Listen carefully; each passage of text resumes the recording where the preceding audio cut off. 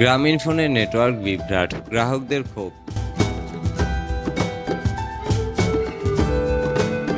Mobile operator গ্রামীণ ফোনে network বিভ্রাট ঘটেছে।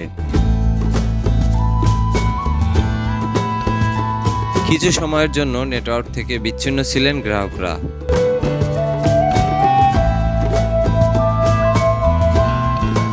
তবে এখন সমস্যার সমাধান হয়ে গেছে বলে জানিয়েছেন গ্রামীণ ফোন কর্তৃপক্ষ।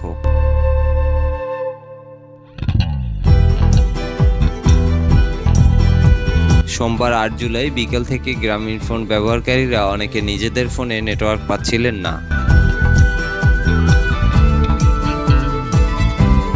ভয়েস কল, ইন্টারনেট ও SMS সেবা বন্ধ হয়ে যায়। তবে সব গ্রাহক এই সমস্যায় পড়েননি।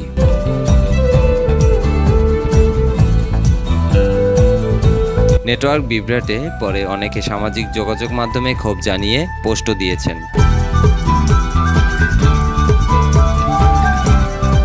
শিবলি নোমান নামে একজন গণমাধ্যম কর্মী ফেসবুকে লিখেছেন, গ্রামীণ ফোনে নেটওয়ার্ক পাচ্ছি না, জ্যান্ত সিমকে নট রেজিস্টার্ড অন নেটওয়ার্ক বলছে।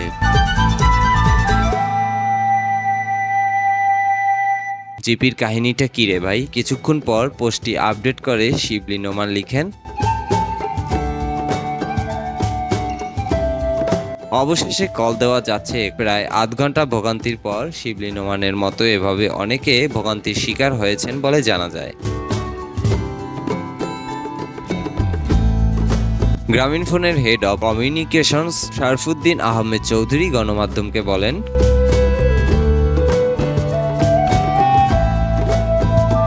কারিগরি সমস্যার কারণে কিছু সংখ্যক গ্রাহক কল ও ইন্টারনেট সেবা ব্যবহার করতে কিছুটা সমস্যায় পড়েন।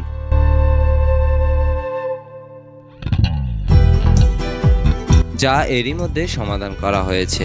গ্রামীণ ফোনের অফিসিয়াল ফেসবুক পেজে দুঃখ প্রকাশ করে একটি পোস্ট দেওয়া হয়েছে।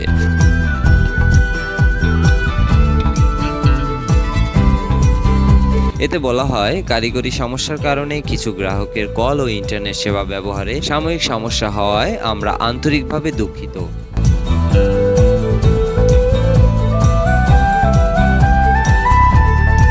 আমাদের সঙ্গে থাকার জন্য ধন্যবাদ।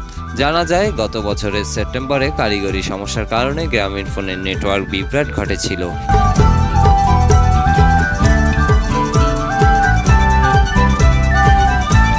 একই বছরের ফেব্রুয়ারিতে ফাইবার অপটিক্যাল কেবল কাটা পড়ায় 2 ঘন্টা গ্রামীণ ফোনের নেটওয়ার্ক বিচ্ছিন্ন ছিল।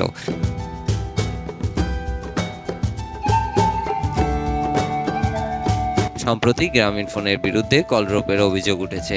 এ কারণে বাংলাদেশ টেলিযোগাযোগ নিয়ন্ত্রণ কমিশন BTRC গ্রামীণ ফোনকে কারণ দর্শানোর নোটিশও দিয়েছেন।